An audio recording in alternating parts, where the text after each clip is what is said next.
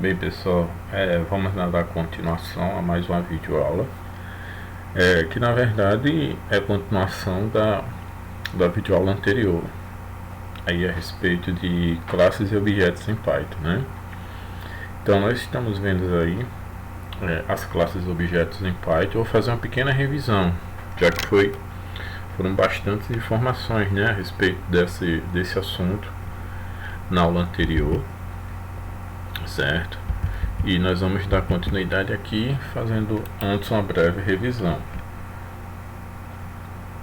Nós vimos que existe uma certa diferença e definimos o que seria classes e o que seria objetos, né? Onde nós percebemos que a classe ela está relacionada aqui à esquerda, mas à definição, onde nós conseguimos definir os atributos e os métodos, né, das coisas que vão representar o nosso sistema. Lembro que tanto classes como objetos se referem, são abstrações de coisas do mundo real, né? Então, a classe está para definição, né, enquanto o objeto está para o uso, e o objeto deriva da classe. Então, se eu quiser criar um sistema acadêmico, por exemplo, eu posso representar os estudantes através de uma classe, né? E essa classe vai dar origem a vários objetos estudantes específicos, né? Se na minha definição eu tenho o nome do estudante, então essa definição que está na classe, ela passa automaticamente para o exemplo de estudante, para a instância de estudante, né? Então nós vimos que a definição pode originar não apenas um objeto, mas também mais de um objeto, né? Então eu posso ter da mesma definição de estudante, com os atributos e os seus métodos, eu posso ter estudantes distintos, ok? Então, se eu defino o atributo nome, aqui, por exemplo, eu posso ter o nome Cassimiro, nessa outra instância, o nome Ana e o nome Maria. Foi isso que a gente viu, né? Então, a definição está mais para o lado do programador, né? Ele que define como vai ser o comportamento, bem como o estado da classe, né? E a gente está mais para o uso quando se fala do usuário, né? É ele que vai, digamos assim, povoar e fazer o uso, povoar os atributos e fazer o uso dos métodos definidos lá na classe pelo programador, beleza? Eu dei alguns exemplos, né, de definição. Um exemplo do cotidiano seria a gente ter um projeto de um apartamento, e deste projeto desse apartamento nós temos apartamentos que são usados, né? São ocorrências desse apartamento, ok? Eu falei também que, apesar do objeto aqui, o uso, ser decorrente, ser originário da classe, ele não está limitado à classe. Então eu posso ter instâncias que têm informações a mais do que a definição coloca, né? Então eu posso ter um atributo aqui a mais. Eu dei o exemplo aqui do apartamento, onde a gente teria uma unidade de giardino com a área externa. Então a gente teria um atributo a mais, né, nesse outro apartamento, e que seria diferente dos demais apartamentos e somente dele. Então ele teria um atributo que seria a área de giardino, que não estava previsto aqui nas classes, mas é somente de um único atributo, beleza? Também vimos como utilizar funções. Fizemos uma breve revisão a respeito de funções. Eu dei o exemplo da função pegar nome, né, que na verdade, por ela estar dentro de um objeto, dentro de uma classe, né, ela tem que ter o parâmetro self. Eu expliquei a respeito que esse parâmetro self referencia a instância do objeto. Então toda vez que a gente vê o nome self em Python, é bom lembrar da instância em específico, né? Então, o que pegar nome está fazendo, né? Está pegando a instância que vai fazer o uso, Por exemplo, estou fazendo uso aqui e criando o objeto T1, né? A minha classe é a classe trabalhador.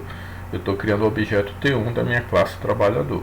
A referência dela eu nomeei de T1, né?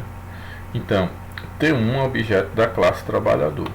Ora, se trabalhador tem o método pegar nome na sua definição, na classe, eu posso fazer uso dela aqui no objeto T1. Como é que eu faço uso dela? Pego o nome do meu objeto, ponto, pegar nome. Então, perceba que eu não passei nenhum atributo como parâmetro de entrada, já que aqui só precisa do self na definição e o self não conta. O self nada mais é do que a referência à instância. Então, se eu estou pegando o nome, o que acontece? Esse método aqui ele vai retornar o nome, né? Se ele vai retornar o nome, ok, o nome da minha instância, então o nome que está relacionado à minha instância T1, certo? É um atributo da minha instância T1, né? Que pode ser diferente de uma outra instância, de um outro objeto que eu faça da mesma classe. Vale salientar, viu, pessoal? Eu estou imprimindo o que ele retorna. Então, estou pegando aqui, ó, colocando dentro da função print para retornar o que, para imprimir o que ele retorna, né? Desculpe. Beleza? Show de bola. Certo. Aqui é retornando. E agora a gente vai ver o processo inverso, né? O que eu estou fazendo aqui? Estou criando um novo método, né? Dar nome com o self, referência à instância, e agora vai ter um parâmetro de entrada. Não temos apenas somente o self, temos agora o parâmetro de entrada, que é o nome entrada. O que ele vai fazer com esse nome entrada? Esse nome entrada, vamos aqui para o uso, né? Estou pegando o mesmo objeto T1 definido lá em cima, do meu objeto trabalhador, e estou chamando o método dar nome dele, né? Quando eu falo dele, eu ponho um ponto. E estou passando o parâmetro de entrada Ana, entre aspas, por se tratar uma string, um texto. E esse parâmetro de entrada está indo lá para nome entrada, né? Como se ele o meio de comunicação agora se dá através do parâmetro de entrada, do uso para a definição, digamos assim. A gente viu o processo inverso anterior, da definição para o uso, retornando. Agora é o processo inverso, o sentido inverso. Então, o nome Ana, o meio de comunicação agora vai ser o parâmetro de entrada, do uso para a definição, ele vai vir aqui para nome entrada.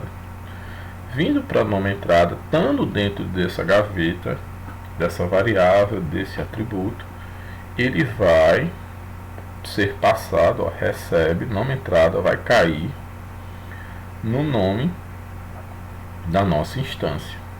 Beleza?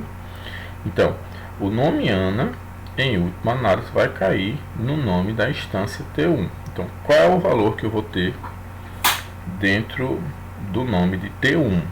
De T1, pessoal, por isso que é self, é da instância T1. Eu vou ter o nome Ana. Beleza? Show de bola. Aí o que acontece? Eu não me lembro se eu coloquei um uso, e assim a gente pode fazer, mas eu creio que não, no vídeo anterior.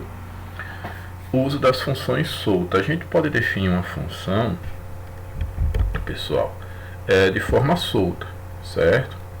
Então, eu posso, por exemplo, criar uma função, certo?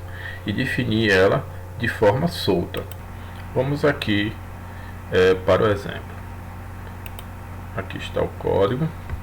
E nesse código nós vamos criar aqui uma função de uma calculadora, certo? A função somar. Então eu vou criar a função somar de forma solta. Perceba que ela não está dentro de uma classe, certo? Então se ela não está dentro da classe, muito menos vai fazer referência ao objeto, uma vez que o objeto deriva da classe. Então se não vai fazer referência a um objeto, eu não preciso colocar o self. Então o que eu vou fazer? Eu vou direto os parâmetros de entrada. Vou colocar dois parâmetros de entrada e simplesmente vou retornar a soma desses dois parâmetros, A mais B. Ok? Show de bola. Tendo feito isso, vou fazer uso dela aqui embaixo. Somar, passando, sei lá, 2 e 3 como valores, né? Esse 2, como parâmetro de entrada, vai vir para A, né? E esse 3 vai vir para B. A soma tem que dar 5. Só que para apresentar a soma, nós precisamos imprimir na tela, né? Então vamos chamar o método, colocar isso tudo dentro do método print. Ok? Show de bola. Executando o código, né? Realmente deu 5. Né? Deu 5. O que aconteceu? O 2 foi para A e o 3 foi para B. Né? Nós podemos fazer uso disso e perceba que quando a gente faz o uso assim, como não está dentro da classe, eu não preciso colocar self na definição do meu método, uma vez que se não é classe, muito menos eu vou precisar referenciar o objeto. Não faz parte da classe, então não tenho como eu criar um objeto e passar quando for chamar o método. Ok? Aqui, ó, chamei o método sem nenhuma letra antes e ponto. Ok? E nem precisei criar o objeto. Certo?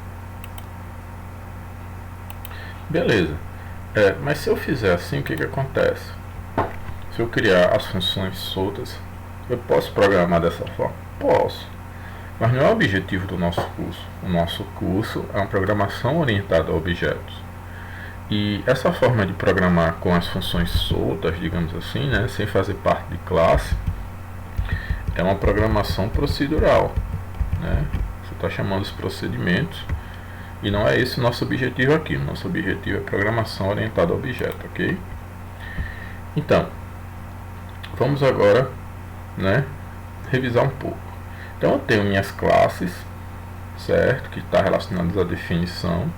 E eu tenho o uso dessas classes quando eu vou fazer uso das instâncias, né, dos objetos, que são derivados da classe. Então a classe trata do geral. Então, por exemplo, se eu criar a classe estudante, eu estou falando de todos os estudantes, sem tratar um específico. Já o uso não. O uso fala no nosso exemplo, um estudante específico. Maria, João, com uma certa idade, com uma certa matrícula. O uso, ele obedece à origem, de onde ele vem, certo? Mas não está limitado a ele. E agora a gente vai ver isso. A gente vai criar um código aqui, a partir da aula anterior, aonde o uso, ele vai além da definição, ok? Então, se vocês lembrarem, a aula anterior era esse código, né? Onde eu tinha a classe empregado, ok? A classe empregado, eu definia 3 atributos recebendo nome, lembro que é nada, ok? E tinha 2 métodos, o pegar nome e o dar nome, ok? Pegar nome retorna o nome referente à instância, beleza? E o dar nome era chamado como parâmetro de entrada, e esse parâmetro de entrada vinha aqui para nome entrada e ia para o nome da instância específica, beleza? Então vim aqui embaixo, criei o meu empregado, chamei ele de emp da classe empregado. Show de bola. Dei o nome Casimiro através do método dar nome de emp, ok? E agora eu chamei o método pegar nome, só que o nome que eu pego eu mando imprimir, ok? Eu botei esse print aqui só para questão de depuração de código, então vou comentar, certo? Beleza. Então é isso que esse código faz, só que eu vou além. O que eu vou fazer? Perceba que a classe empregado define um nome, uma idade e um salário, beleza? Eu vou aproveitar e vou tirar esses atributos, que são atributos da classe, certo? Beleza. E eu vou aqui, se lembra que emp é de empregado. vou colocar algo além em emp, que não está previsto na classe empregado. Então vou lá, emp, sempre que eu posso dar o valor direto ao atributo, posso. Então vou fazer aqui, ó, emp.salário, certo? E vou dar um valor de 2.000, ok? 2.000. Perceba que a classe empregado não prevê, não tem um atributo salário, e muito menos tem um atributo nome, né, que a gente está dando aqui, ó. Certo? A classe não prevê, não tem atributo nome. Mas perceba, quando eu falo self, estou me referindo à instância, à ocorrência específica. Do mesmo jeito aqui, estou pegando a instância, estou criando na instância o atributo salário e atribuindo a ela um valor de 2.000, certo? E vou printar esse salário, ok? Só para a gente ter certeza de que realmente foi dado esse valor. Continuo com o meu emp ponto salário. Também posso pegar o valor diretamente, né? Dei o valor direto para o meu atributo de instância e peguei o meu valor direto do atributo de instância, ok? Vamos executar aqui o código.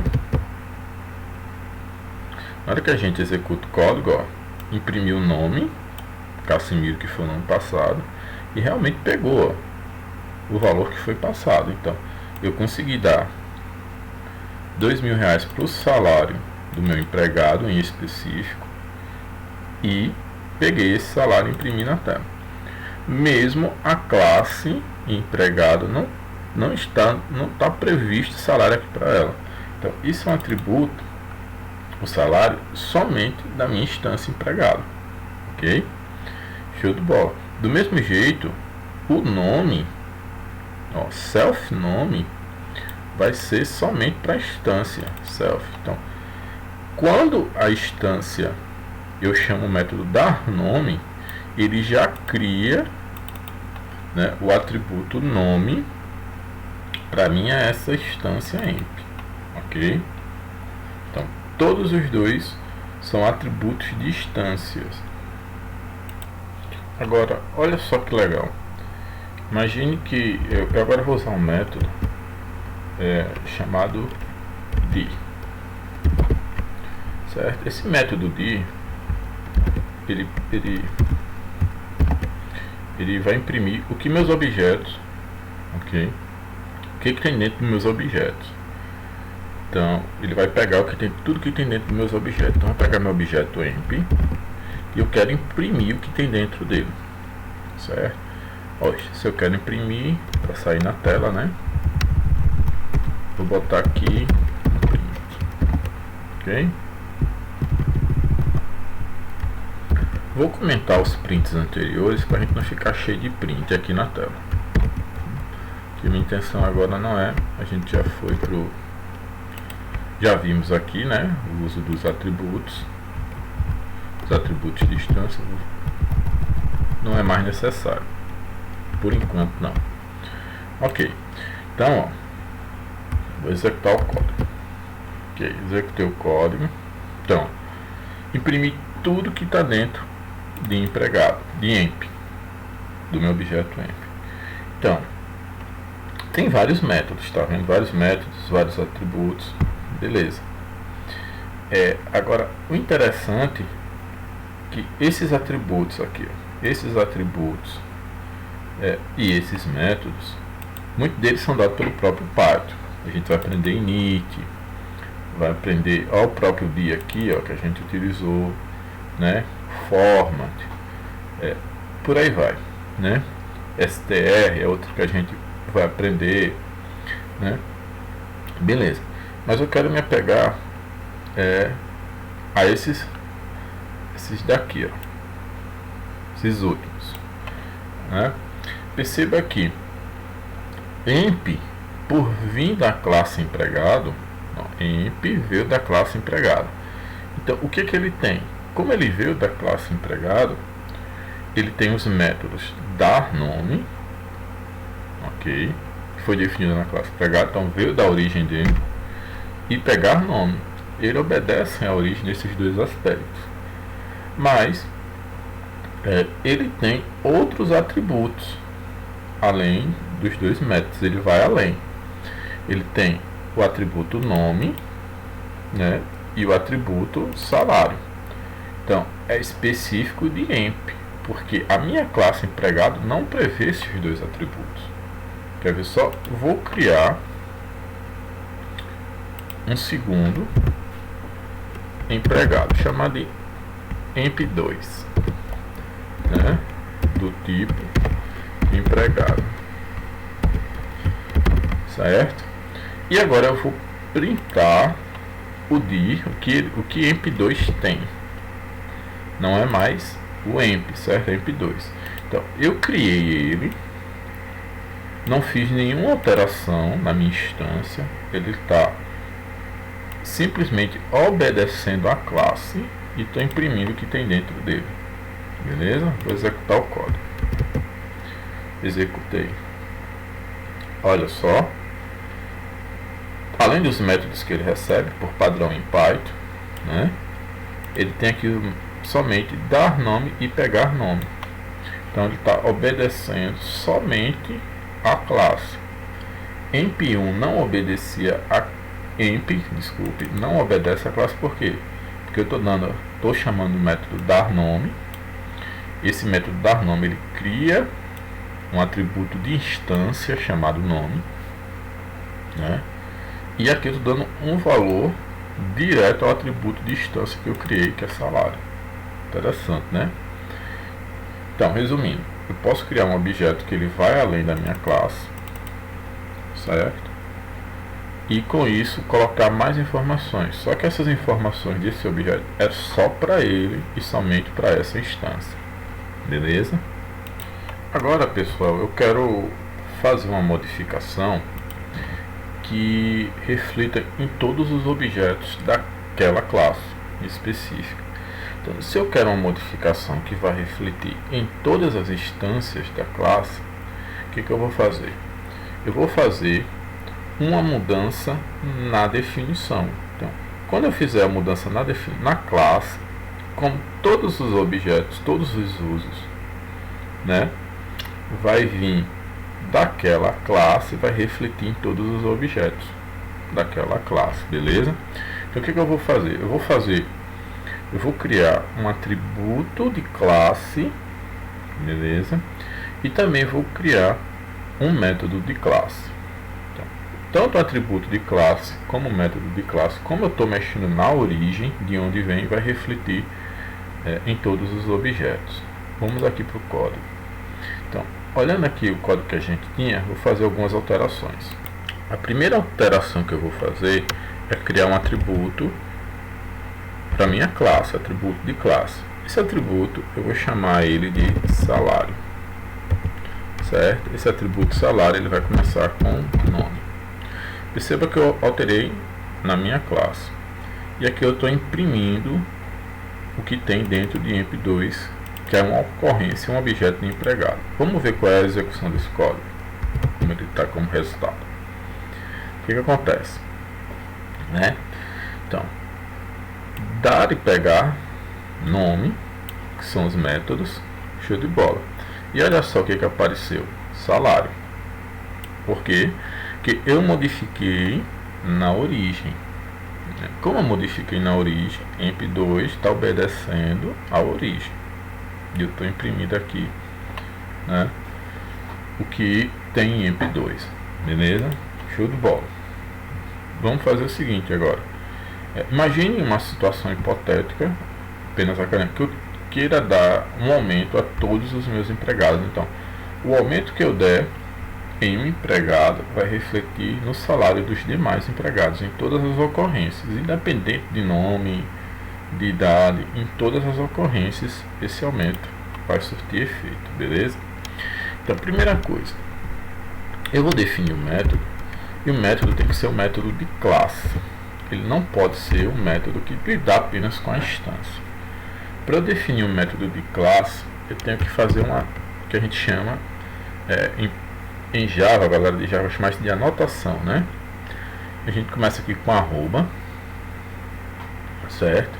E eu vou dizer que isso daqui é um class method, certo? Isso daqui na verdade é um decorador. Para quem quiser estudar mais, depois vai lá em padrões de projetos e veja o que é um decorador. Mas nada mais é do seguinte: ele vai dar uma funcionalidade a mais a esse método. Então essa anotação class method vai dar uma funcionalidade a mais ao método que vem logo aqui abaixo. O que ele está dizendo? Que esse é um método de classe. Então eu vou criar aqui meu método. Então, esse método que está aqui, vou chamar de aumentar salário todos. Certo? Aumentar salário todos. É um método de classe. Ok? Por quê? Por causa da anotação. Class method. Então, se ele é um método de classe, eu não coloco mais a palavra reservada self. Por quê? Self se refere à instância. Esse não é o comportamento do nosso método. Ok? Nosso método de classe, a gente coloca CLS. Então coloca aqui CLS, beleza, em vez de self. Show de bola. E o que eu vou fazer? Eu vou dar um aumento de acordo com uma porcentagem, ok? Então, vou colocar aqui porcentagem, certo? Vou pegar o salário lá de cima, ok? Como é que eu faço o salário da classe, pessoal? Se eu colocar self salário, eu estou pegando o salário da instância. Se eu fizer isso, self ponto salário, eu estou pegando o salário, mas não é essa a intenção. A minha intenção é alterar o salário de todos os funcionários. Então, se são de todos os funcionários, não é self. Não se refere à classe. Então eu vou aqui, ó, empregado ponto salário da minha classe empregado, beleza? Estou pegando a minha classe empregado salário, ele vai receber um novo salário, ok? Mais igual, para ele recuperar o salário que ele tinha anteriormente, ele vai somar o que já possuía, né? E eu vou aqui aplicar o cálculo da porcentagem, ok? Não tem para que vocês entenderem o cálculo matemático. Quero que vocês entendam antes a programação, é essa a intenção da aula. Então, fiz a alteração do código, livrei vocês aqui do cálculo, né? Mas nada mais pega a porcentagem que a gente vai dar, divide por 100 e multiplica pelo salário, ok?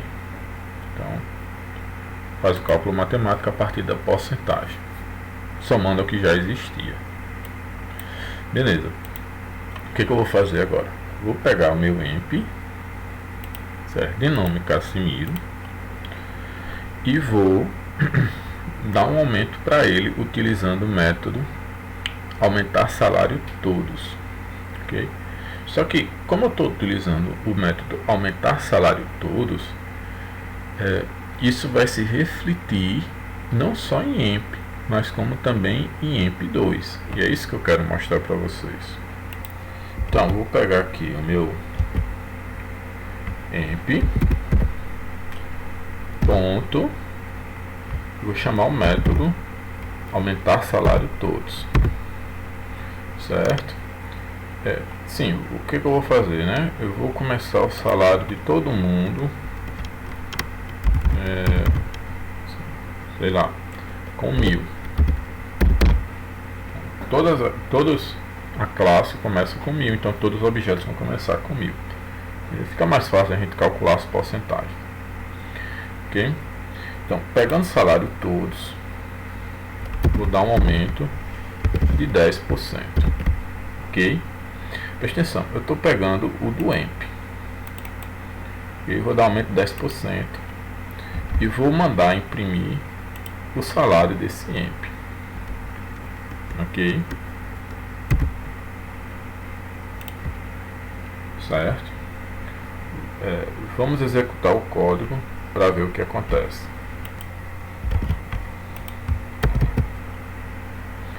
Então, eita, deu um erro,